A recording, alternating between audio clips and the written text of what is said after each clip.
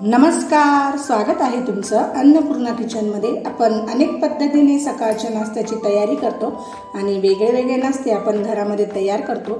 तर मी आज तुमच्यासाठी अंडे पोहेची रेसिपी घेऊन आलेली आहे।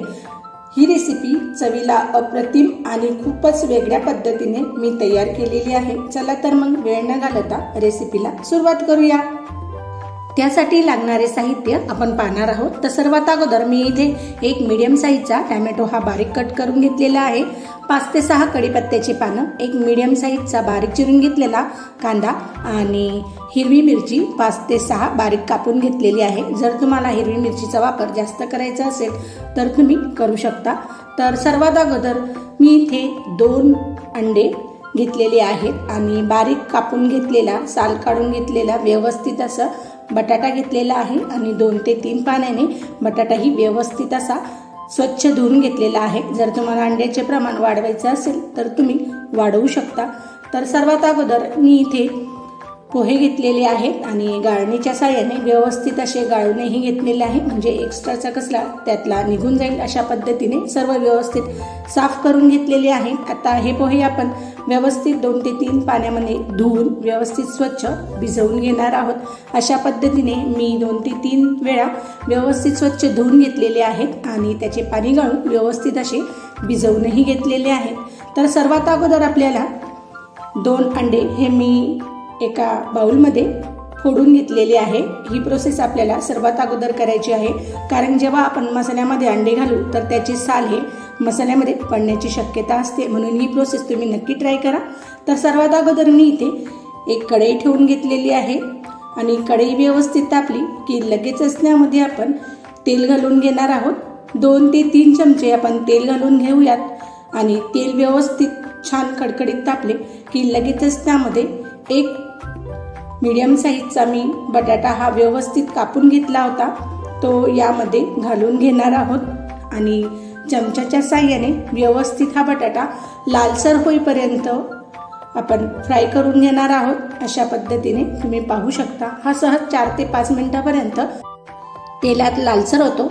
तर अशा पद्धतीने तुम्ही पाहू शकता खूप छान आणि व्यवस्थित 4 ते 5 मिनिटं झालेली आहे आणि मी तुम्हाला हे बटाटे छान असे व्यवस्थित क्रिस्पी झाले आहे तेही दाखवत आहे। अशा पद्धतीने सर्व मी बटाटे व्यवस्थित छान लालसर होईपर्यंत फ्राय करून घेतलेले आहेत आणि आता भिजवून घेतलेल्या पोहेमध्ये आपण हे सर्व बटाटे काढून घेणार आहोत। अशा पद्धतीने आपल्याला कुठेही वेगळ्या डिशमध्ये काढायची गरज नाहीये, कारण की त्याचे एक्स्ट्राचे तेल हे पोह्यामध्ये जाईल, म्हणून पोहेमध्ये मी हे सर्व बटाटे काढून घेतलेले आहे।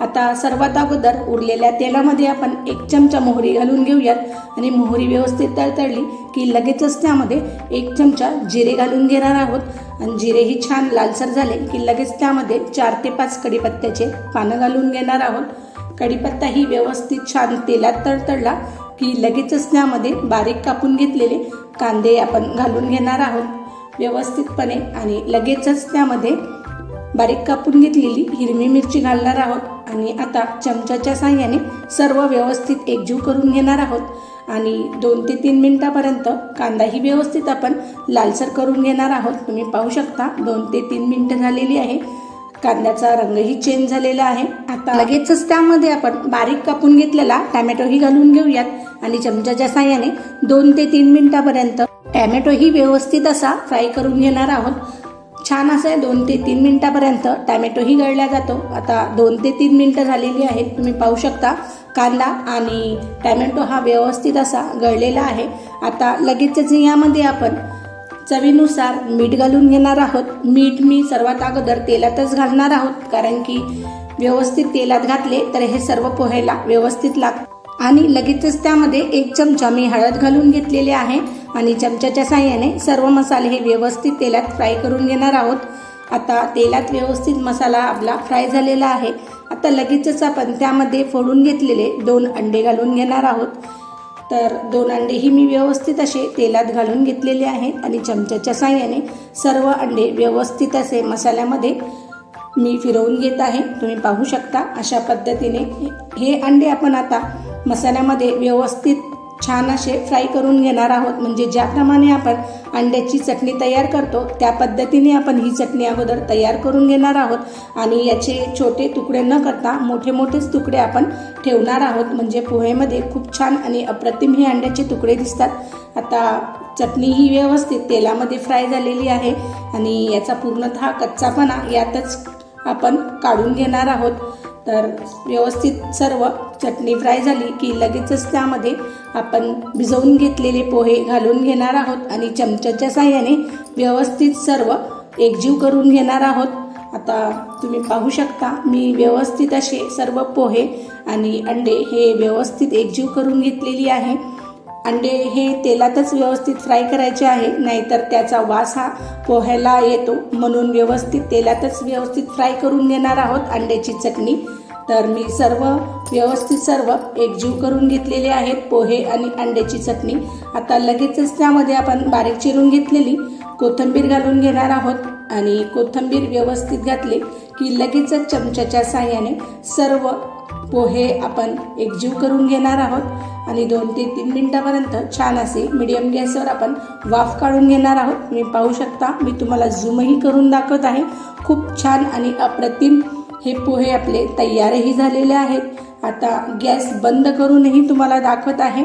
खूपच जबरदस्त आणि अप्रतिम आपली ही अंडे पोहेची रेसिपी तयार झालेली आहे। आता मी तुम्हाला सर्व्ह करून दाखवत आहे।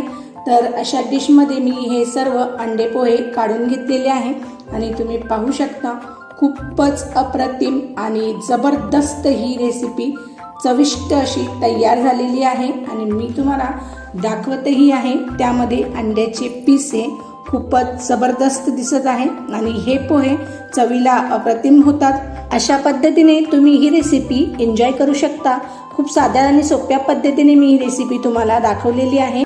तयार आहे खूपच आपल्या वेगळ्या पद्धतीने अंडे पोहेची रेसिपी। तुम्ही ही रेसिपी सकाळच्या नाश्त्यासाठी किंवा लहान मुलांच्या टिफिनसाठीही तयार करू शकता। तर मग आहे ना वेगळी रेसिपी। अशा पद्धतीने तुम्ही ही रेसिपी नक्की ट्राय करा आणि मला कमेंट्समध्ये नक्की कळवा। व्हिडिओ आवडल्यास व्हिडिओला लाईक, शेअर आणि सबस्क्राईब करायला मात्र विसरू नका। धन्यवाद। Thanks for watching.